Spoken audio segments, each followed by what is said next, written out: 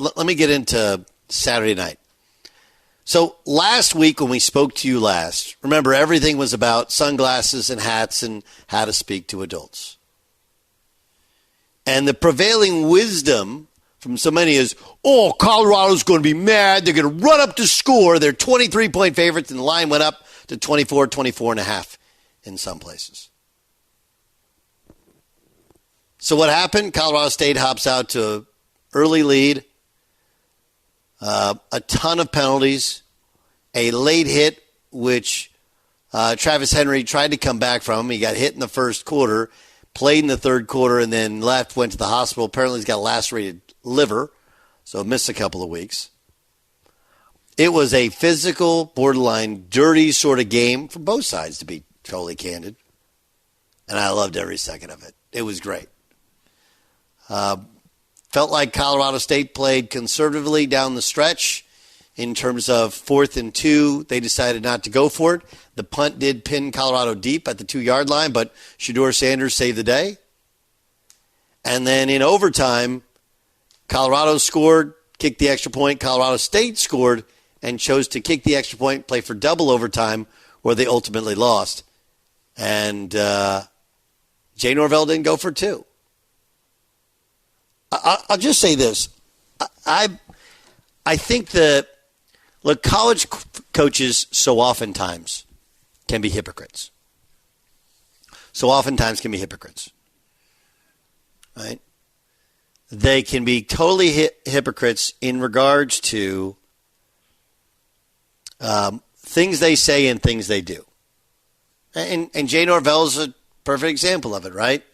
Whatever you think of what he said, and I have there's no defense for what he said about Deion or what he said, the idea of taking off your sunglasses and hat when you're speaking to an adult. Problem is, he doesn't take off his visor ever. He doesn't wear sunglasses. On the other hand, Deion Sanders it's about how we're raised, it's personal, it's respect, it's the right thing, and dude, your son's out there flashing a Rolex pregame. And I don't think Travis Hunter deserves to be hit late. But if you didn't think running over and talking to the Colorado State defense and saying, you ain't so big, you're not bad, you're not tough, you ain't got no game, and then not expecting them to hit you a little bit harder and play through the whistle, that's football. That's football. And Colorado got pushed around in that game. Yes, that was a late hit. It deserved to be penalized. Let's not act like he tried to decapitate anybody. It was a shoulder to the gut, and it ends up costing him a couple games. And by rule, it's 15 yards. And you get people go, why wasn't he ejected? Because that's not the rule. It's not the rule. Later at Colorado State, their best defense player was ejected, and he shouldn't have been. It was ridiculous. So that thing got borderline out of control in terms of the officiating. I thought Colorado State lost their cool a little bit. Probably some of it was the officiating. Some of it was the noise. And the weird thing is how many people who support Deion people don't like this. They don't want this to happen. What are you talking about? There has never been a coach in the history of this sport, and I've covered this for 20 years, so let's just go into the last 20 years, although I can go my lifetime, who's ever received more support. Look, even the 60 Minutes piece he did, there's a lot of good stuff to it. So 60 Minutes last night, John Wertheim, longtime Sports Illustrated writer, works for 60 Minutes now, had this exchange. Who's the best coach in college football today? Let me see. Let me see a mirror so I can look at it. You feel that? What, you think I'm going to sit up here and tell you somebody else? You think that's the way I operate, that somebody else got that on me? But I tell you this, I love and I adore and I respect, and every time I do a commercial with Coach Saban, it's a gift. Just sitting in his presence and hearing him and and throwing something else out there so I could hear his viewpoint on it, because he's forgotten more things than I may ever accomplish. So I'm a student looking up to this wonderful teacher saying, just throw me a crumb of what you know. Yeah, I mean, like, what, I don't know what he's supposed to say there, but there was another part where he said, that when he came in and cleaned house at Colorado and said he had some Louis luggage coming, right? I thought it was a great point he made where he said it's the truth, and we lie so much we don't even know what the truth feels like. Well, here's the problem with it. Like, no one's actually telling Deion the truth. Your team plays good football.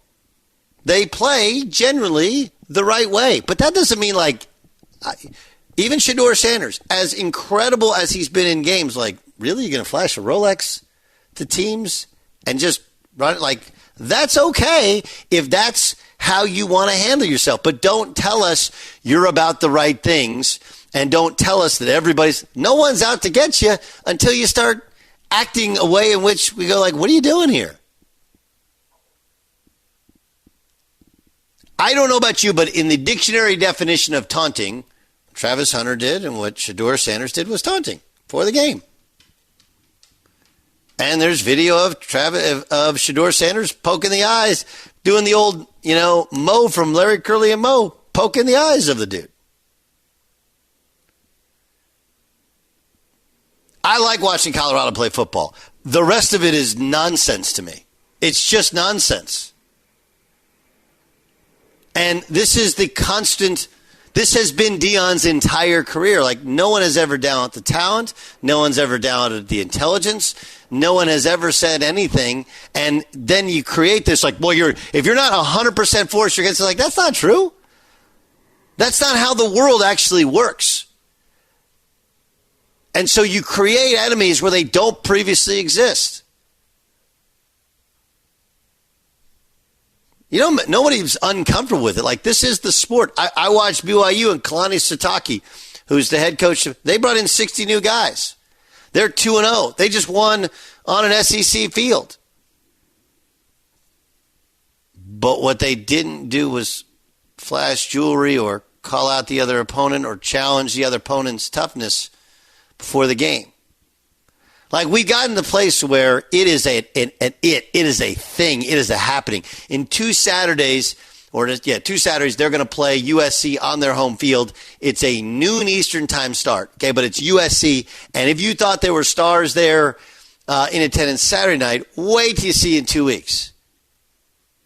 And just so you know, all these things that we're saying about Colorado, everybody said about USC when it reached its peak of arrogance, where all these people were trying to show up on sidelines and get a piece of it, okay? And dudes started acting a fool.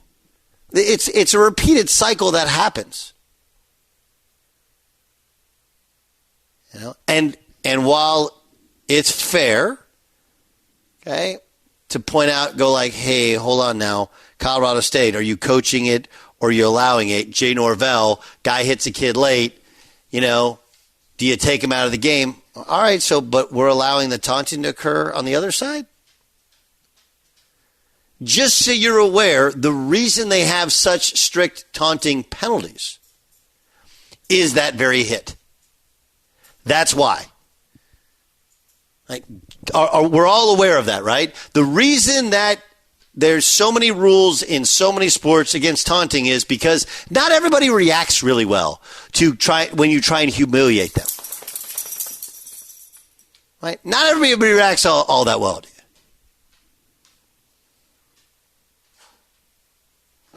I mean, let's just kind of call it like it is. Until the last 3 football games, Shedeur Sanders' entire clout, his NIL deal, was completely based upon the fact that he's the son of arguably the greatest football player ever. Right? It is the ultimate born on third base and think you hit a triple. And so when you, like, you do realize how that would feel if you're a Colorado State player. You're like, we play at a state school. We don't get nearly the NIL. Okay? We get made to act like we're clowns. We're some lesser citizens. We come onto their field. Everybody thinks that because our coach said something about sunglasses, which you should take off in person. Everybody knows that. Deion did not have his sunglasses on when he shook hands with Jay Norvell because you don't do that. Everybody knows that, right? And I think in his heart of hearts, I think Deion is a class dude. I haven't ever heard it. But the act, what you do as a head coach is what the team feels, right? And there was this whole, it's personal. We're going to, you got punked for a good portion of that game. And I am not saying it's okay to hit a kid late. It's never okay. Should be penalized. Wouldn't want to happen to my kid, to my teammate. And I love the fact that Shedeur took up for his teammate. I was surprised more Colorado Buffaloes didn't run to Travis Hunter's defense. Maybe that tells you what they think of Travis Hunter's act. But I can tell you that that's why you don't taunt. It's the act like you've been there before. And what happens is, and my dad used to say this to me in high school, when you become something, right, you can either be respected for it or reviled for it.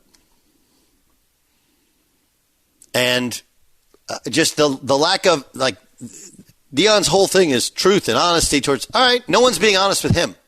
Or he's not being honest with his own players. Because what you don't want, and there will be a time, maybe it's this Saturday, they don't have Travis Hunter. I don't think they're that great. I think Shedeur Sanders is awesome. I don't think it's the first year. There weren't huge expectations. They got some limitations there. It's reasonable, and there's going to be some attrition. That was an awesome football game in terms of physicality.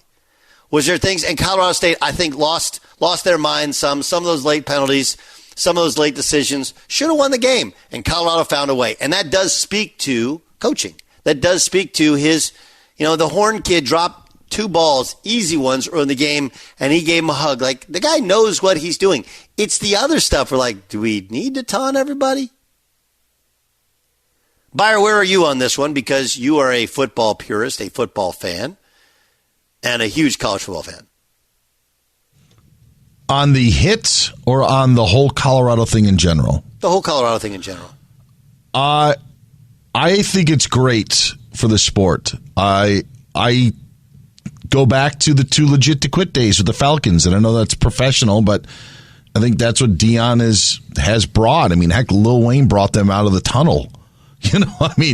We thought that it couldn't get better than Ralphie, and all of a sudden here's Lil Wayne, rapping prior to the game. I think it is awesome to see everything that has gone with it. And with that, it has brought both ends of the spectrum on it in terms of people who love it and people that don't like it at all. And I think that that's great. So to me, it's exciting. And for as much as I thought it was awesome that Colorado State probably should have won the game on Saturday night, I still wanted Colorado almost to remain unbeaten so we can get that game this Saturday against Oregon. Or maybe get that one in 2 weeks if they end up beating the Ducks against USC, because I think it's great for college football. I know it may not be, it may be too much for some, but I love it. And I think it's okay if it's too much because it brings in so many different audiences. Okay. What about you, Jay Stu? What are your thoughts? For that reason, I think it's amazing for the sport. It's amazing for our business. People that talk about sports. I am not a huge college football fan. I like football and I like watching college football, but I don't know it. I don't follow it. I'm not passionate about it. But I watched every minute of that football game, and I think I'm not alone in that. I think that game brought in periphery college football fans, or even periphery sports fans, because of all the crap talking that was going on, and I think half the audience wants Colorado to get their butt kicked, and half of it wants them to keep winning. And I think because of all this and the interest level that it stirred, I think it's amazing for our industry and for sports. And I'm not even being hyperbolic here. I think that game like transcended college football on Saturday night. And I do think my personal thoughts on the Jay Norvell thing here quickly. Mm-hmm. He was all about posture coming into this game, and we're gonna put our chest up. We're not going to give in to this, to any bullying. We're going to show them what was right, and his team did that for 90% of that game. His team did that, and then the guy, when he has a chance to really put his gonads on the line, he does not go for 2 in the win. Like, nobody's going to fault him if he goes for 2 in overtime. And he shrunk in that moment, kicked a field goal. And then in the post-game handshake, I was wondering what was going to happen there. He did not have, again, he didn't have the nuts to take his hat off to shake Deion's hand. I think that would have been the exclamation point on the entire week. And he shrunk in that moment as well. So I was disappointed overall in how Jay Norvell kind of treated the end of that game. But what an amazing watch. Oh, I think there's no doubt it was an amazing watch. This is the real thing. So Saturday night, just me and Hayes and one of his buddies. And we'd play basketball all day. We got done pretty early. And we're like, normally we want to go, let's do something. He loves K1 speed or bowling, or it was late sunset. Maybe we'll go hit the wall. I was like, man, I want to watch this football game. And I loved it. I loved all the elements of it. And I've said previously, I think Deion Sanders ended up saving the sport. And you're like, what do you mean saving the sport? Like, look, college football is in a weird place. I know it's super popular in the Midwest and Southeast, but in terms of, as you point out, the periphery, lots of people just don't care about it, right? Now you're professionalizing the sport, and it becomes minor league sports, and people don't watch minor league sports. So it's not that it would go away, but it's not like it's been growing in popularity the way that the NFL has been growing in popularity, right? And he has turbocharged it. He's given us a different way to look at the same thing. And, oh, yeah, by the way, Colorado, the whole thing works. The whole thing works. But I don't know how else to say it other than if you're going to taunt dudes, this is what's going to happen. You're going to taunt dudes, this is what's going to happen. And I get it. That's how Florida State did it for years. And they were successful for years when Bobby Bowden was there. And he let those guys have gigantic personalities. But they had good enough dudes. And maybe it won't matter. They'll be in the Big 12. And you look at the Big 12 struggles this weekend, outside of BYU, Texas, Oklahoma, maybe it won't matter because they'll have better players than everybody else. But that's the downside to it is when it gets to be too much, and everybody is a reflection of Deion. Only Deion can be Deion. I agree, he's one of one. But when you're the head coach, especially in college, the team takes on your image. They copy everything you do. So there is a downside to it. But man, was it fun. And if you're watching, I love this. This game is so much fun. It was so much fun.